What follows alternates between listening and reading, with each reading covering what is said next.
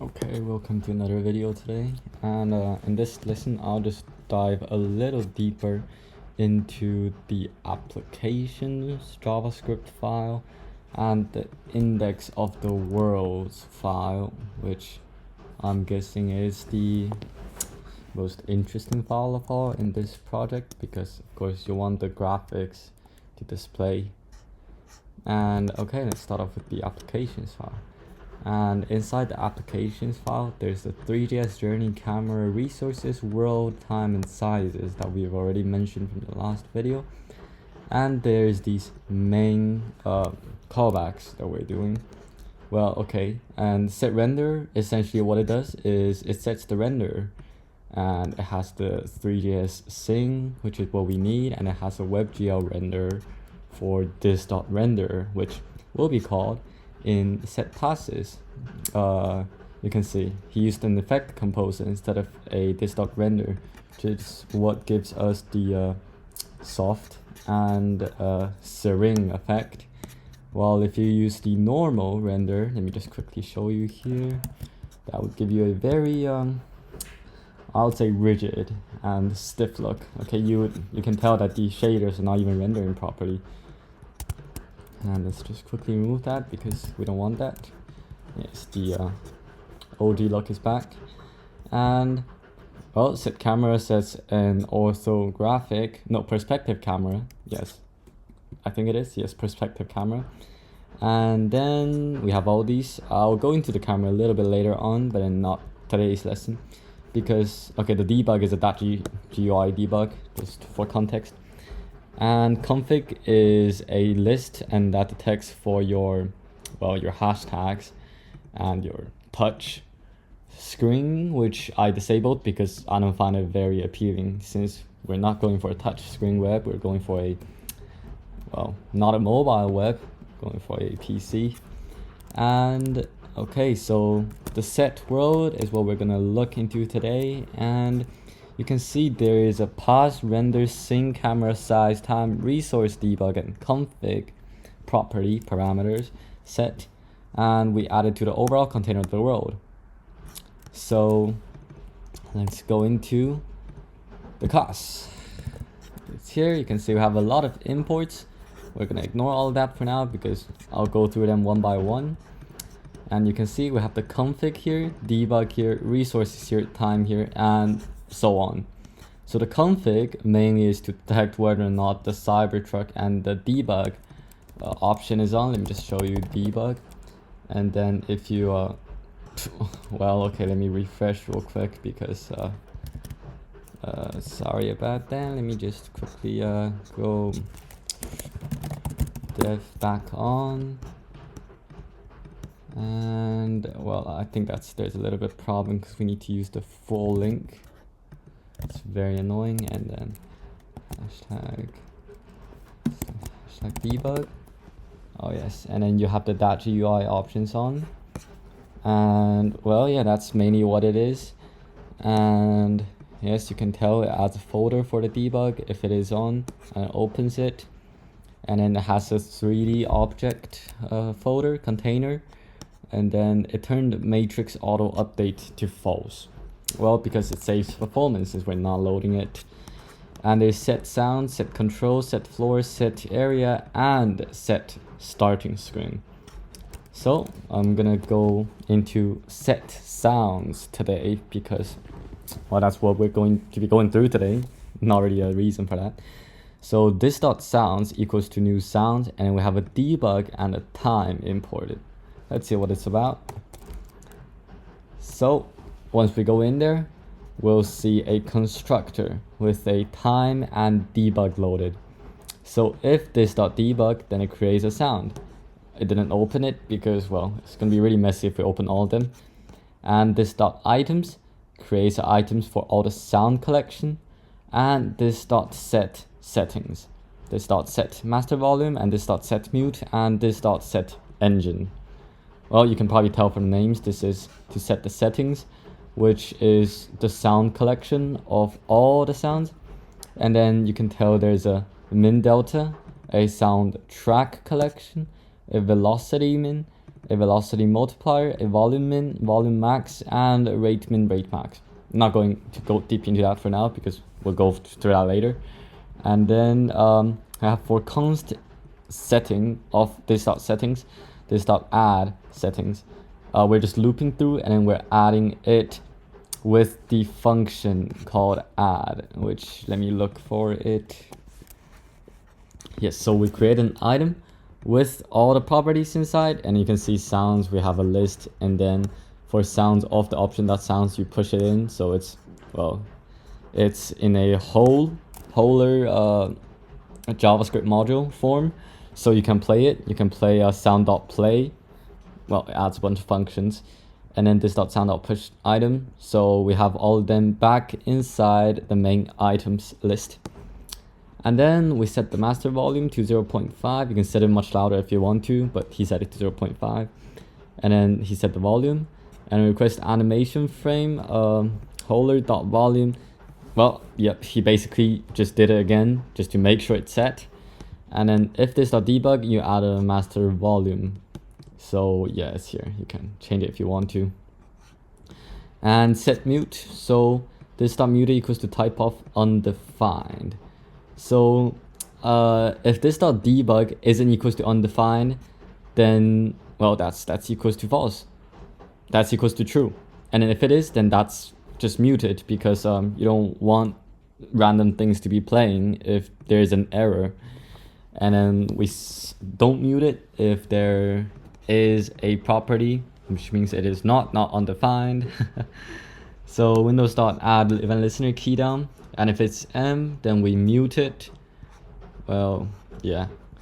And then document.add event listener. Okay, basically this is if we open a new tab and then this tab is not the main focus, then we mute it. Yep, add a debug folder for mute, of course. Set engine. Oh yes, this is the interesting part. So let me just quickly change that back to localhost because we don't want all those annoying things. And well, I don't know if you can hear me or not, but you can see and you can hear the engine rev, the pitch increases when the speed increases and the acceleration also increases. So basically how Bruno did this here is he had a speed and a volume parameter and a acceleration parameter. He had a speed multiplier and acceleration multiplier. So basically how he did this is he multiplied the speed by the speed multiplier and the acceleration by the acceleration multiplier, and he added them together. And then he made that the progress. And then with the progress being there, yep, it's here. And then with the progress being there, he will then check if it is going up or going down in time. So you can see add equals to progress, take away this.engine.progress, which is this.engine.progress is 0, and then progress is, yep, what we have here, which is what I've mentioned, to 1, because, well, you don't want it to be lower than 1. And then well, you don't want it to be more than 1, sorry, set the exact opposite. And then this.engine.progress, add, and then basically what he does here is he does a ease up and down depending on whether you're accelerating or decelerating. And then there's a rate change here. So the rate amplitude is the max take away the min, and then basically it multiplied by the rate, the rate amplitude, so the pitch changes, and then he applied that. And then he does the same for the volume. Essentially, you know, if you are revving more, then the volume would increase, and then the pitch would also increase. And then he sets a debug folder for all of these. Well, that's really straightforward. I'm not gonna explain this. And then the play, I'm gonna explain later because it's not really necessary for this phase. And okay, let me just quickly open that back. And let's go back to index.js. And after sound, we have the set controls. This is where it gets interesting because Bruno implements his own setup, which I'll show you later by what I mean by setup. And then you can see he has a class called controls, and he exports it, and while at the same time he extends it through the event emitter. Well, this is really confusing, but then I'm still going to explain you anyhow. So since he did a super, I'm going to explain event emitter first. This is in the utils folder. Well, he kind of set his loader, his time and sizes all in the utils folder. Okay, so the event emitter, essentially what it does is it has a constructor with the callback collection, and what he does is he groups the callbacks and then he calls them collectively. Well, that sounds really confusing. Let me give you an example. So for instance, for the tick function, there might be a lot of things that he needs to check and update the tick of. For instance, the car's position, the inputs, and also the physics of the blocks that the car is interacting with. So all of these are actually a lot if you consider the size of the project. And well, he's not going to go through all of them and code the tick function for each one and call each one, because it will be really abundant and annoying. So what he does here, which is really smart, he has an on function, off function, and a trigger function. Is there any more? Well, there's a resolve names, but then that's just add-on. So what on does is, okay, let me give you a quick example here. So you can do on, and you can put the name here, for instance tick, and then you can put the function here for what tick is meant to be for. But then the fascinating part about this event emitter is you can put tick.world, and then it will group it based on world, and then it will give a tick under that world. And then you can also have tick.car, tick.tiles, and then if you want to perhaps delete all the tick functions, you can just do tick, but then with off, and then it will remove all the tick relevant functions, no matter what value you're under. Namespace, that's what he called it. So that's essentially what he's doing here. He's having a callback and a callback.base. So that's basically when you don't give a namespace, it's going to be in the base group. Okay, so on, names, and callback. So names and callback, const is this. Okay, so basically why he did this is because in JavaScript, when you have an arrowhead function and a normal function, the main difference is the normal function has a variable this, which means when you do that from a child of another class, then there might be an error. So he did this equals to that equals to this, in order for it to call the callback set of the current father class that he is inheriting from correctly. And he checks for error, so name gotta be at least something, and then callback gotta be at least something. And then he has a names.resolve names. Okay, so why he did this is because you can call multiple names at the same time. So like tick, row.tick, on.tick, and all that. So he has to break them into individual names. So basically removes all the weird characters, replaces a comma with a space, and splits through a space, and then return the names. And then what he does is then he put the names, for instance, a world.tick.world, and then he put the tick as the original and the namespace as world. So he groups them in that manner. Yep, basically what he does here. And then after that, he puts them inside the instance of object. If it's not there, then he puts it in. So how he groups it is, I'm just gonna type here. So the main this.items, that's the main folder, and then for instance there's a world, and then there's a tick, for instance, and then there's a base, and then there's like a I don't know, maybe like uncall, something like that, and then so. And the off function essentially does the very opposite of on. It checks for the name and it deletes everything relevant to that name. Well, basically that. Well, it checks if it's instance off first to make sure there's no error. And then trigger. Okay, trigger is what gets interesting because you can call the functions instead of just setting them in.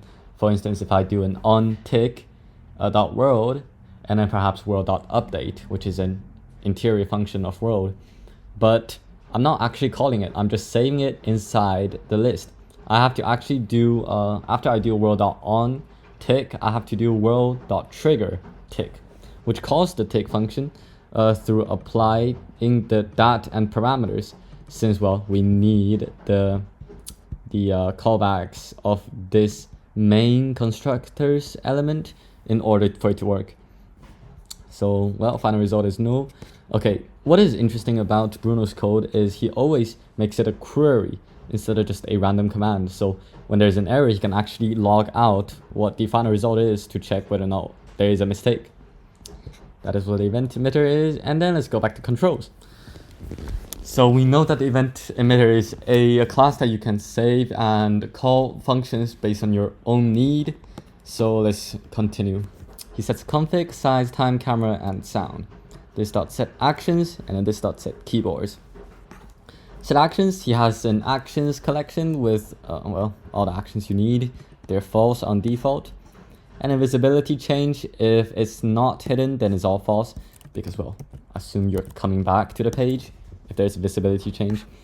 Set keyboard, this keyboard is none, and then this keyboard dot events is also an empty set. So well, there's another set inside the set. So the keyboard.event.keydown is a function with an event parameter passed in, and then the code, well, switch case, if you don't know JavaScript, then this is basically another form of if-else. So that's for all event code. If event code is arrow up or it is key W, then well, you pan.reset, because you know when you move your car, then there's a slight pan. And then you don't want that pan to continue if you're moving back up and down. So camera actions dot up is good, and then right, well, that's just basically what's happening. I don't know why he said this, because there is actually no this dot jump function anywhere inside the code. So he probably did that for fun. It's dot keyboard dot events dot key up, basically releasing the key, and then he adds the event listener for key down and key up, and calls the two functions. So the thing about JavaScript function is if there is a parameter function that you need, and then you already defined the function with a parameter, then you don't need to write the entire thing again. You can just put the function there. And then, well, I kind of don't like set touch because I'm not a mobile guy. And then after set touch, it would be set floor, which I'll explain next video perhaps. I mean, it's really still very straightforward, but I guess after I explain the world, I will go back. Well, I will probably explain on the way for time, size, and resources, because they're pretty straightforward. It's mostly the render pass and the area that's interesting, because we're talking a lot about shaders. So how the loading bar works and how this little ring around the corner pops up. He uses GSAP for that as a just a, well, snitch. But anyhow, see you next lesson.